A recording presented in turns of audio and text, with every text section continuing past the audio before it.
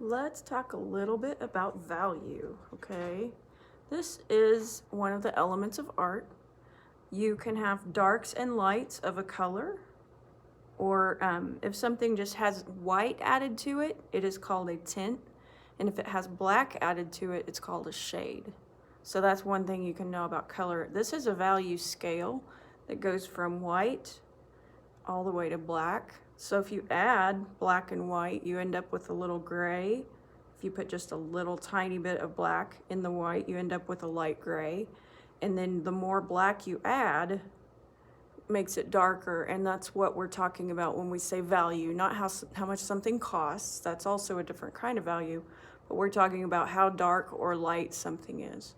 So I'm going to show you a couple of ways to get darks and lights of an object.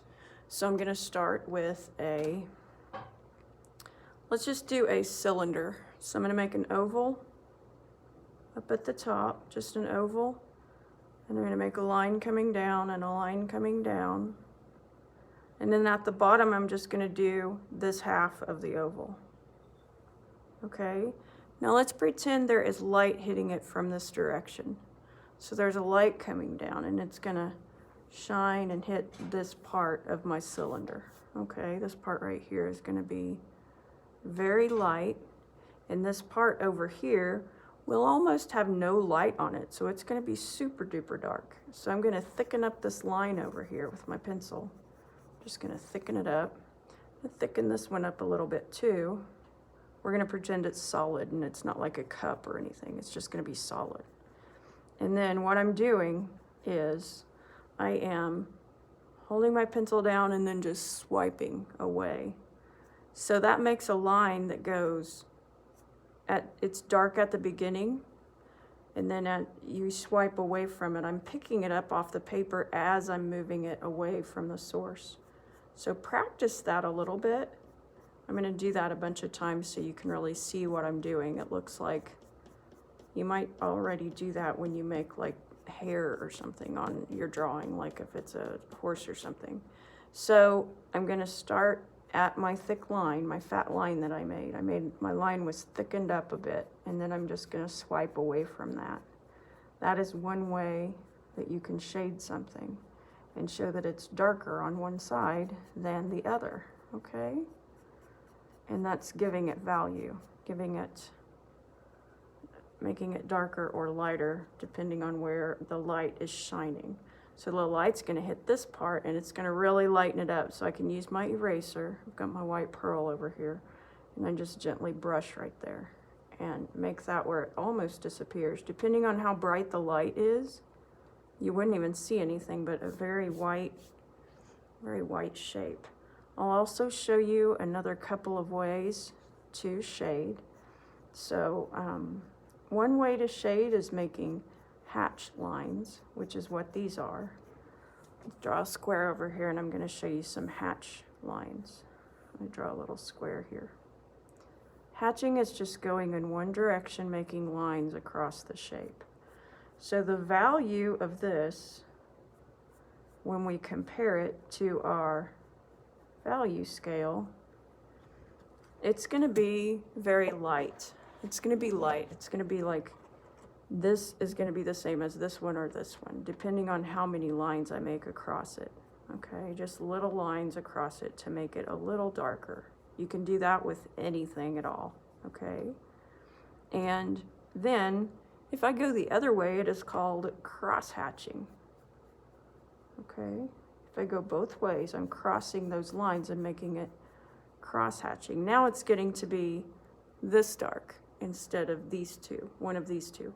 Okay, and if I keep on going and I make it darker and I just keep adding these lines that are crossing each other, then I'm gonna just end up with a really kind of beautiful, it kind of gives it some dimension and some depth, and it shows lighter or darker, and it just makes it have a value. It has a tone to it, doesn't it?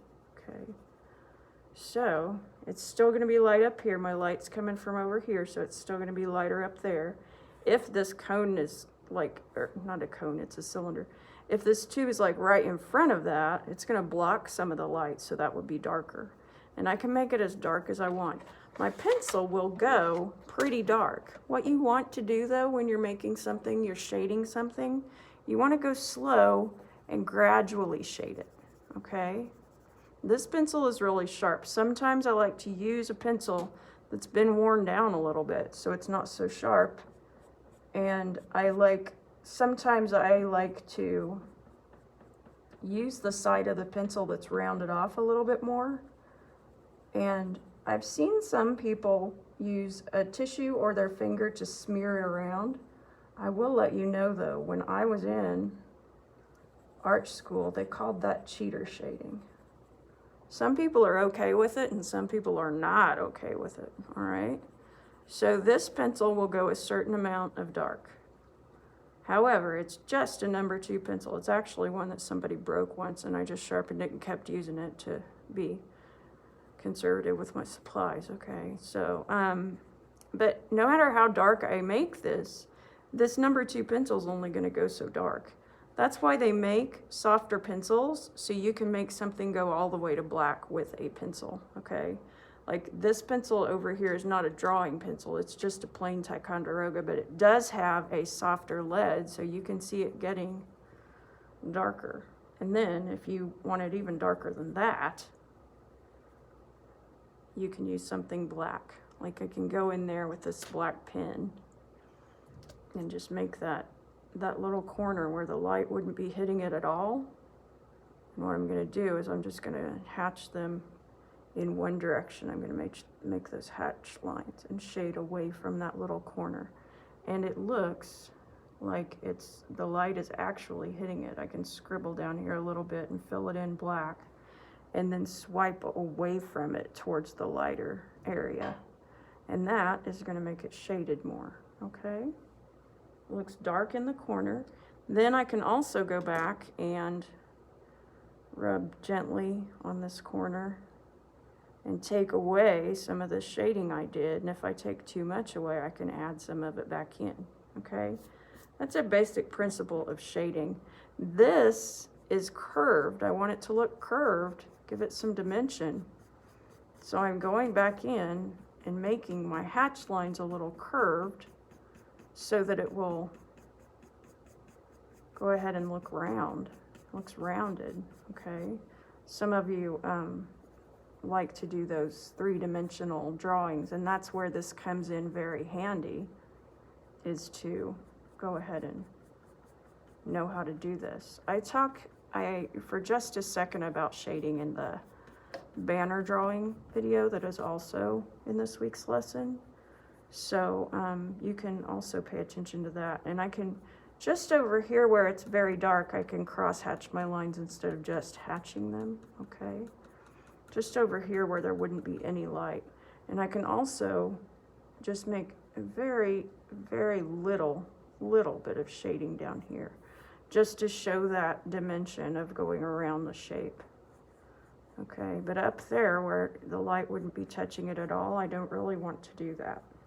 Okay, and I'm only using the tip of my pencil. You could turn it sideways if you're more comfortable with that. Just use whatever, and then when you sharpen your pencil, then it becomes a totally different, when you're practicing this, if you decide to practice this and get really, really good at it, you'll know the difference. When you're ready to sharpen your pencil, it takes on a whole new meaning, because it's gonna be sharp again, and you may or may not want that. They actually make a drawing tool that will wear down your pencil. It's like a little piece of sandpaper. It'll wear your pencil down so that it won't be too dark when you go to use it again. Another method of shading is to use stippling, which is just little dots. When your dots are closer together, it makes it darker, okay? And when they're farther apart, it's lighter.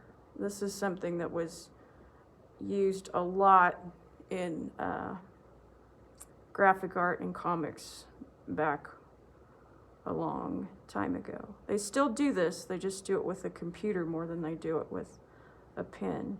And wherever your dots are like super close together, I'm just gently, you can maybe be able to hear my marker tap on the surface. Down here at the bottom where I want it darker, I'm just going to put lots and lots of little dots, and then as I want it to be lighter, I put less dots until I just have one or two here and there, and it's, you can kind of tell that's darker where there's more dots and lighter where there's fewer dots. Okay, so I showed you that. Now let me show you some really cool artwork that has these techniques used in a masterful way.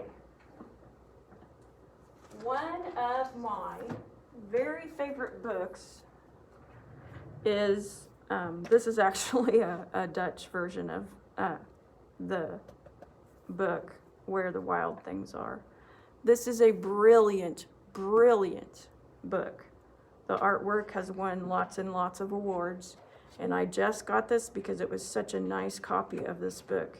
And where Maurice Sendak has used cross-hatching and hatching in all of these areas, and it's darker, it's so successful, the cross-hatching and the way that he's used these techniques that I just showed you. And he's just, if you really just look at this book, if you have a copy of it, or you can check it out at a library, I think you can even look at it online, and I don't know if you have to pay for it or not, but if you check it out at the library, this cross-hatching in this whole book, it's just full of hatching and cross-hatching and some stippling and all different kinds of small lines that make this shading so convincing, and it's just beautiful artwork. And he goes around the objects, and it just looks so amazing. This is one of my favorite books for the artwork alone. It just tells a story beautifully. And the night sky, and he's using color, and it's just an excellent study of value, you guys. It's just, the value in these artworks are just stunning. He mostly uses pens. He does a little tiny bit of painting in this book, but it's mostly just ink drawing with ink in this book, and it's just amazing, just so beautiful. There's a little flag that gives you a little hint when you're shading your banner from the other video. You can use that kind of, it'll look darker where it dips in, and it'll look brighter as it comes towards you. Okay, just this book is one of my favorite examples. It's called Where the Wild Things Are by Maurice Sendak. He does the words and the pictures, and it's just a really awesome book. And my favorite part's coming up where we do the wild rumpus, and it goes on for days. Here it is. He says, "Let the wild rumpus begin." and they do the wild rumpus for days and days, and that's my favorite part. Okay.